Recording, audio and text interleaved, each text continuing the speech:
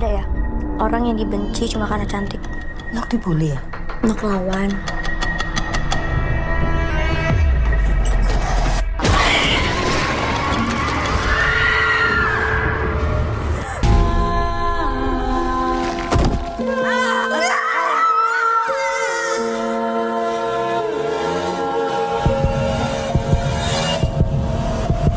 Itu yang ke Jakarta, jangan lupa.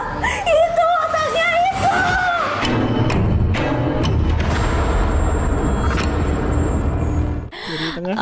Jadi nama aku Naila Purnama dan di film Vina Sebelum 7 Hari ini aku berperan sebagai Vina.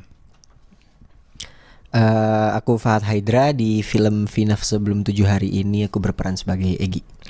Saya Yusuf Mardika, di sini saya memerankan karakter Zaki.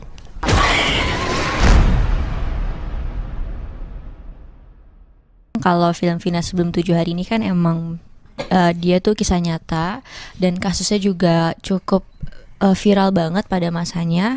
Ini tuh kasus tahun 2016 yang emang terkenal karena ada satu rekaman suara yang dipercaya kalau itu jin korinnya almarhumah masuk ke sahabatnya untuk menceritakan tragedi yang sebenarnya. Karena kecelakaan itu awalnya dianggap sebagai kecelakaan tunggal.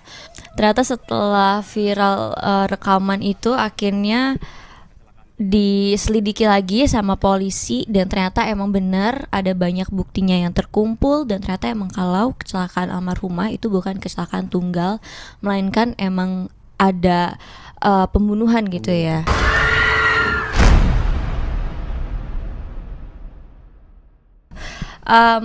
Kalau buat aku apa ya yang paling berkesan tuh Respon masyarakat sana kali ya. iya benar. Itu yang Kita kan berkesan sempet buat syuting kita. tuh di Cirebon, Di Cirebon. ya dan orang-orang Cirebon tuh kan emang mostly mereka tahu tentang kasus ini. Jadi saat mereka tahu kalau yang syuting itu tentang kasusnya almarhumah, tentang Vina, antusiasnya tinggi banget. Iya. Tinggi Kita banget. syuting di Jembatan Talung di Cirebon, itu TKP kejadian TKP aslinya. Dan itu di pinggir tuh semua masyarakat Cirebon tuh pada berdiri nontonin kita dari pagi sampai malam. Sampai subuh bahkan. Sampai subuh bahkan ya, rame banget. Itu antusiasnya sih. Hujan pun Kerasa mereka nggak banget. bubar loh. Iya bener banget.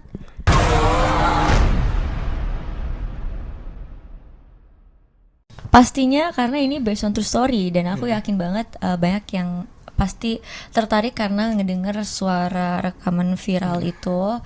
Karena emang kalau misalnya didengerin rekamannya tuh magis banget, maksudnya secara mistis juga dapet, tapi juga manusiaannya juga benar-benar sedih banget kan itu tuh rekamannya. Dan kenapa harus nonton film ini, karena selama ini kan yang viral tuh rekaman suaranya, tapi di film ini akhirnya divisualisasikan gimana bentuk kekejamannya, sadisnya pada saat almarhumah kejadian di malam itu. Suara rekaman itu sekarang jadi ada visualisasi Iya, yang itu sih. sekarang mungkin makin tergambarkan gitu. Bisa dibilang adegan yang dilakukan itu bisa dibilang cukup mirip dengan apa yang ada di rekaman. Jadi benar-benar tervisualisasi lah. Karena kita ngedengar dari suara rekamannya aja itu udah merinding, serem dan kayak kejam. Dan ini ditambah tervisualisasi gitu. Aku pertama kali Deg-degan dengerin sih. rekamannya sih serem banget ya. Cuman emang sebenarnya aku nggak bisa bilang aku pemberani juga. Cuma aku tuh nggak, karena aku nggak sensitif orangnya akan hal gaib kayak gitu. Jadi ya udah gitu loh. Kayak aku ngerasa emang mungkin mereka ada, tapi kita tuh punya boundaries gitu, punya batasan masing-masing. Cuma emang menariknya pada saat proses syuting film Vina ini, aku tuh beberapa kali ngerasain perasaan-perasaan yang aneh banget gitu, yang sebelumnya aku bikin aku mikir kayak wah bener-bener keberadaan mereka tuh emang nyata gitu. Karena pernah di salah satu adegan waktu itu aku lagi take yang emang scene-nya tuh cukup berat, dan di hari itu tuh aku kecapean gitu. Waktu itu syutingnya bareng sama Egi juga, kita cuma berdua doang dan hari itu tuh full choreo gitu, jadi action. Terus kan hari itu aku kecapean, tapi kayak yang aku rasain tuh sebenarnya capek aja. Tapi tiba-tiba tuh perasaan aku jadi sedih banget. Aku nggak tahu kenapa tiba-tiba aku jadi sedih banget. Bener-bener sedih yang kayak sedihnya tuh yang nyampe sesek gitu. Sampai aku ditanya sama salah satu kru, ditanya, Naila kenapa? Aku nggak bisa jawab. Terus pas aku jawab, aku cuman langsung ngomong, Kak aku sedih banget. Abis itu aku langsung nangis, pecah nangis nangisnya. sekeceng-kencengnya. Aku nggak pernah kayak gitu di lokasi. Dan maksudnya kayak aku sering gitu ngerasa capek di lokasi, tapi udah cukup kayak, duh gitu kan, capek banget nih hari ini. Nggak yang sampai sesedih itu. Jadi di hari itu aku baru baru sadar kalau oh ternyata aku ngerasa ada koneksi atau ada ikatan tersendiri antara aku sama almarhumah.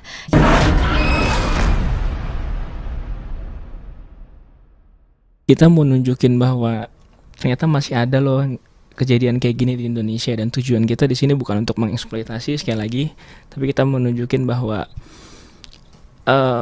harapan dari kita adalah tidak ada terjadi hal-hal kayak gini ke depannya, itu udah pasti, dan buat pembelajaran juga buat kita semua gitu, bahwa dampak dari bullying tuh nggak cuman untuk dia sendiri tapi untuk orang sekitar juga gitu. Itu sih.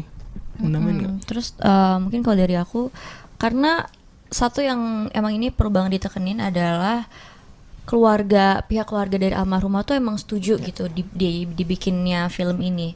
Kalau misalnya mereka nggak setuju kan nggak mungkin ya bisa dibikin film ini. Dan salah satu alasan kenapa pihak keluarga almarhumah setuju itu karena sampai sekarang masih ada 3 pelaku yang belum ketangkep.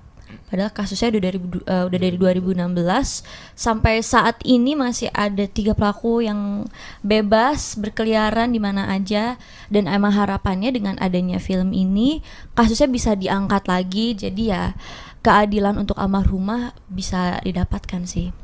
Ini malah sebenarnya kita mau ngangkat lagi kasus ini bahwa ngasih pembelajaran juga, Bob. Bully itu sangat berdampak besar ke depannya, dan bukan cuma korbannya doang yang merasakan, tapi orang-orang di sekitarnya juga. Itu. Mungkin kalau udah nonton filmnya bakal mungkin kebayang kali ya tujuan kita tuh bukan itu sebenarnya. Yang pengen aku bilang juga sebenarnya dengan adanya film ini, aku yakin harusnya orang-orang setelah nonton film ini berdoa kan jadinya untuk almarhumah. Jadi pastinya juga doa untuk almarhumah jadinya lebih banyak lagi. Betul. Dan ya itu sih tujuan kita untuk bikin film ini emang baik, dan banyak banget juga pelajaran yang bisa diambil. Gue nungguin dia ngomong nih. Kenapa harus gue semua lagi? Ya udah. Oke. Jangan lupa saksikan film Vina Sebelum 7 Hari mulai tanggal 8 Mei di di bioskop. Dadah.